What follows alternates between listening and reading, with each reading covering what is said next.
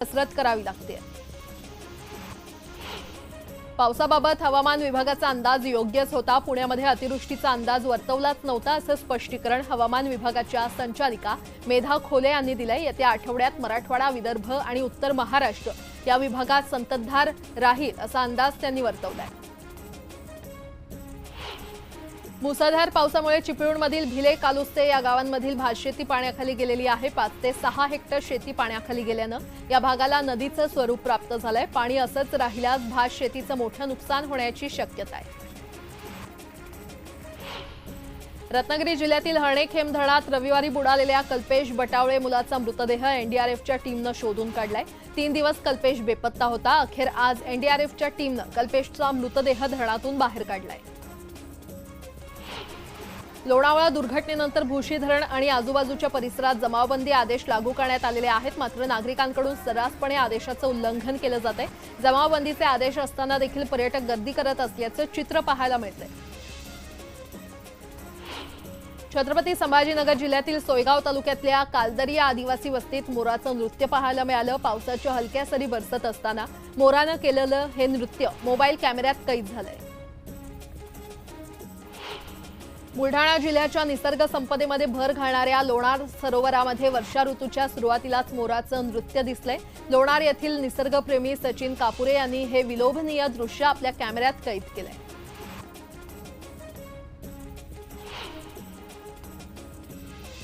हवामान खात्यानं पुण्यामध्ये रेड अलर्ट जाहीर केल्यानंतर शाळांना सुट्टी देण्यात आली। मात्र अंदाज चुकल्यानं विद्यार्थ्यांना शाळेचा एक दिवस बुडवावा लागला। मुसळधार पाऊस तर सोडाच, पण पुण्यामध्ये रिमझिम स्वरूपाचा देखील पाऊस पडला नाही।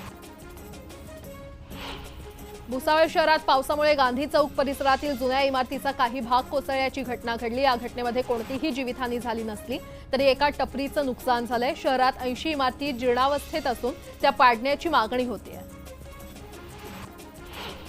पिंपरी चिंचवडमधील बांधकामाचं ड्रोन कॅमेऱ्यानं मोजमाप केल्यानं पालिकेला वर्षाला 200 कोटींचा अधिक मालमत्ता कर मिळेल असा विश्वास महापालिका आयुक्तांनी व्यक्त केलाय। मात्र महापालिका करत असलेल्या ड्रोन सर्वेक्षणाला आम आदमी पक्षानं विरोध केलाय। महापालिका फक्त ठेकेदारांचे खिसे भरण्यासाठी वारंवार शहरातील मिळकती आणि मालमत्तांचं सर्वेक्षण करते असा दावा रविराज काळे यांनी केलाय। जुन्नरच्या नाणेघाटात जलसंधारण विभागाकडून ब्रिटिशकालीन फडके बंधाऱ्याची डागडुजी करण्यात आली आणि भिंतीची उंची वाढवण्यात आली। यामुळे बंधाऱ्यातील पाणी शेतकरी रावते यांच्या शेतात आणि घरात साचतंय। गेली 3 वर्ष पाठपुरावा करून कोणतीही नुकसान भरपाई मिळत नसल्यानं शेतकरी कुटुंबासहित फडके बंधाऱ्यात आमरण उपोषणाला बसलेले आहेत। नवी मुंबईच्या कामोठेमध्ये सॉस बनवणाऱ्या एका कंपनीवर मनसेनं धाड टाकून पर्दाफाश केला। त्यानंतर भीषण वास्तव समोर आलंय।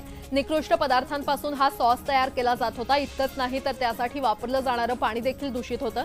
या कंपनीविरोधात मनसेनं एफडीएकडे तक्रार केली असून त्वरित कारवाईची मागणी होते। हिंगोलीच्या जिल्हा अधीक्षक कृषी अधिकारी कार्यालयामध्ये शेतकऱ्यांनी पीक विम्यासाठी ठिय्या आंदोलन केलं। गेल्या वर्षीच्या खरीप हंगामामध्ये अनेक शेतकऱ्यांना पीक विमा मिळालेला नाही। रब्बी हंगामात देखील हरभरा पिकाचं नुकसान होऊन देखील शेतकरी पीक विम्यापासून वंचित आहे।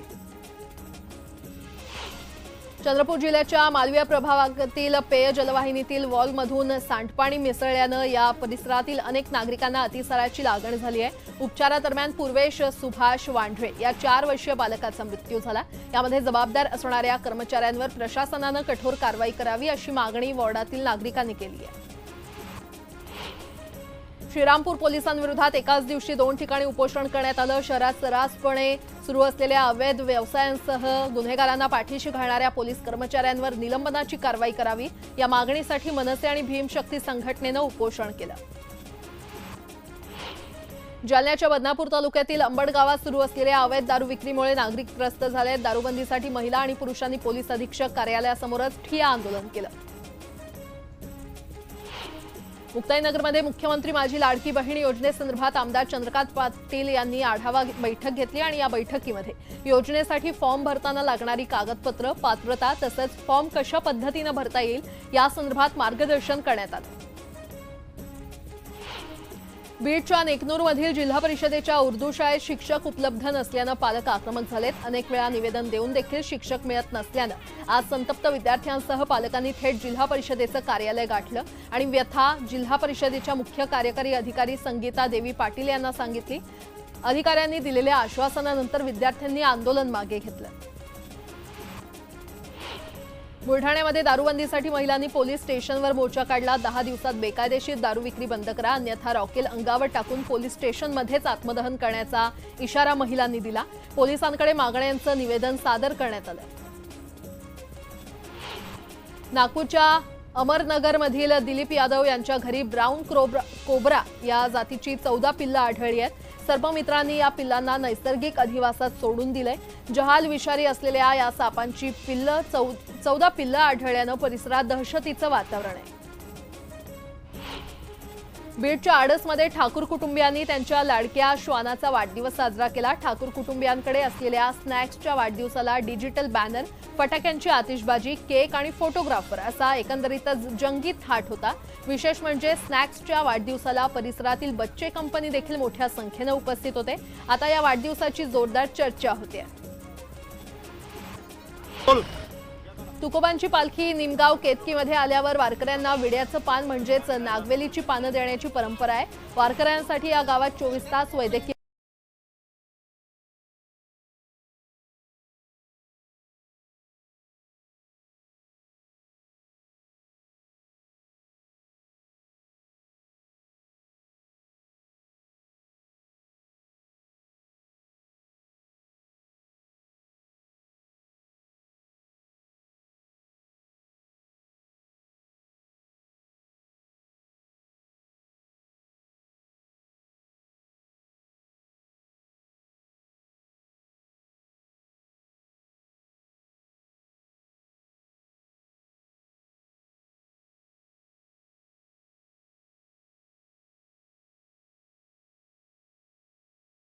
पंढरपुरात मोठ्या प्रमाणात हे कुंकू बनवलं जातं। यात्रा काळात नुसत्या कुंकवाची 10 ते 15 कोटी रुपयांची उलाढाल होत असते। त्यामुळेच कारखानदार जवळपास 1.5 ते 2 महिन्यांपासूनच आषाढीच्या खास तयारीला लागलेले असतात। इंदापुरात वारीमध्ये कला पथकाच्या माध्यमातून राज्य आणि केंद्र शासनाच्या विविध योजना सर्वसामान्यांपर्यंत पोहोचवल्या जात आहेत। शाहीर आणि भारूड यांच्यासाठी खास जनजागृती रथ तयार करण्यात आलाय। गायनातून सोप्या भाषेत शासनाच्या विविध योजनांचा प्रचार केला जातोय। सोलापूर जिल्ह्यात संत गजानन महाराजांच्या पालखीचं आगमन झालंय। तामणवाडी गावात ग्रामस्थांकडून पालखीचं उत्साहात स्वागत करण्यात आलं। सोलापुरातील उळे कासे गावात संत गजानन महाराजांची पालखी मुक्कामी असणार आहे। धनगर समाजाच्या वतीनं आषाढी एकादशी दिवशी पंढरपूरच्या विठ्ठल मंदिराला प्रदक्षिणा घालत आंदोलन करण्यात येणार आहे। यासाठी समाजातील विविध कार्यकर्ते मेंढपाळ बांधवांच्या भेटीगाठी घेऊन पंढरपूरच्या दिशेने रवाना झाले। जालना जिल्ह्यातील भोकरदन सिल्लोड महामार्गावर शेतकऱ्यांनी रास्ता रोको आंदोलन केलं। यावेळी दुधाला 45 रुपये हमीभाव देण्याची मागणी करण्यात आली। दरम्यान मागण्या मान्य न झाल्यास आणखी तीव्र आंदोलन करण्याचा इशारा देण्यात आला।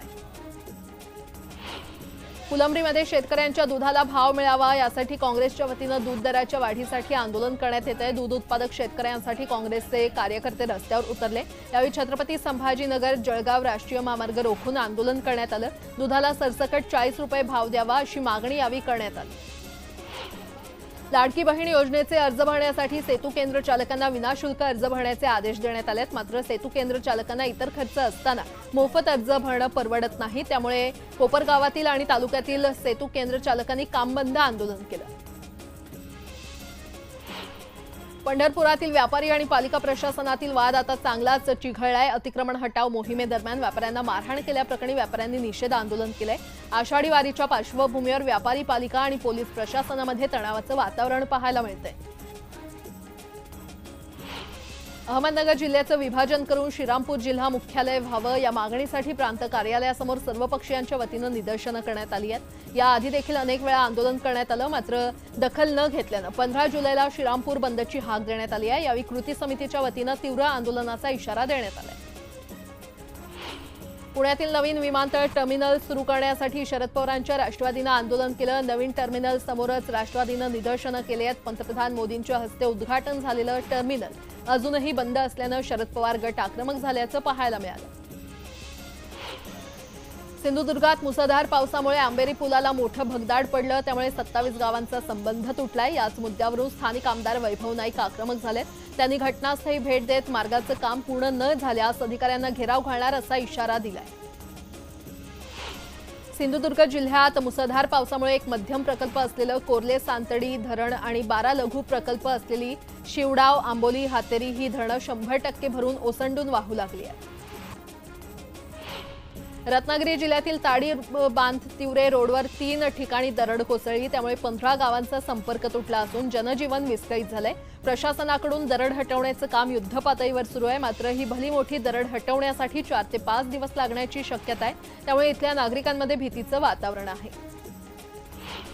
कोल्हापूर जिल्ह्यात गेले 15 दिवस पडत असलेल्या मुसळधार पावसानं पंचगंगा नदी दुथडी भरून वाहते आहे, तर पंचगंगा नदी शेजारी असलेल्या शेतात देखील नदीचं पाणी साचलंय. पंचगंगा नदी परिसरात वाढणाऱ्या पाण्याचं आणि नदीपात्राचं विहंगम दृश्य ड्रोनच्या माध्यमातून टिपण्यात आलंय. बुलढाण्यातील खामगाव मतदारसंघातील खामगाव आणि शेगाव या तालुक्यात ढगफुटी सदृश्य पावसामुळे शेतीचं मोठं नुकसान झालंय. यावेळी भाजपचे आमदार आकाश फुंडकर यांनी पाहणी करून तातडीनं मदत मिळवून देण्याचं आश्वासन दिलंय.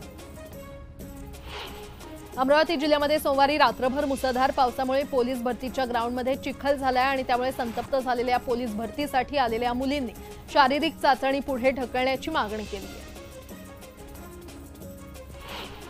बीड जिल्ह्यामध्ये मध्यरात्री जोरदार पावसानं हजेरी लावली. गेल्या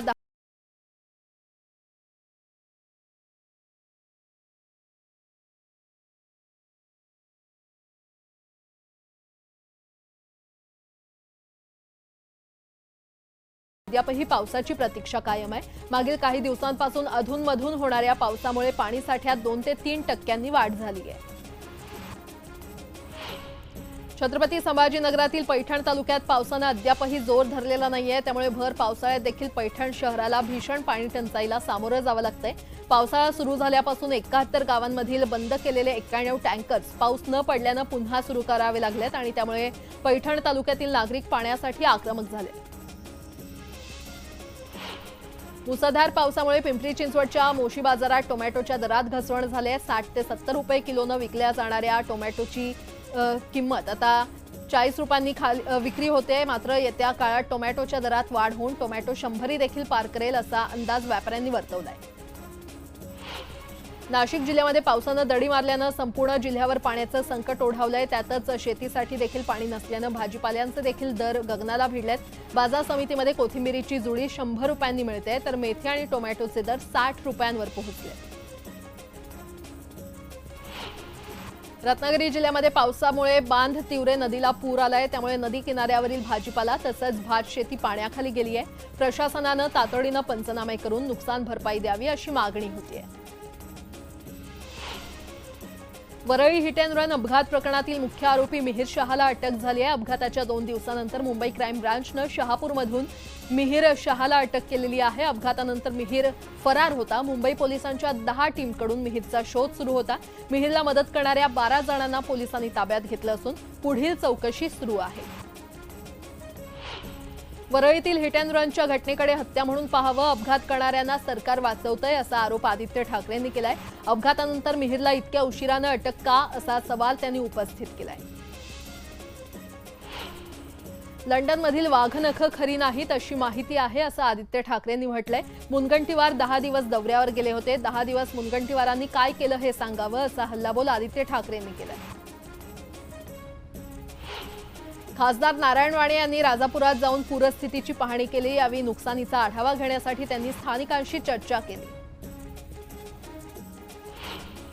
ठाकरेंच्या शिवसेनेचे नेते आणि माजी आमदार वसंत गीते यांच्या नाशिकमधील कार्यालयावर पोलिसांचा मोठा फौजफाटा ठेवण्यात आलाय.